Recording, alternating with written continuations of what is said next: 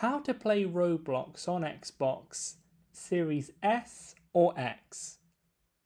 On the home screen dashboard of your Xbox console, you want to use the left stick to go to the top menu, then click A on search. Then you want to just go ahead and type in Roblox. Then you should see it pop up in the top left hand corner once you typed it in fully. Then you want to go ahead and click A on that Roblox app there. Then in the bottom left hand corner, you want to press A on install.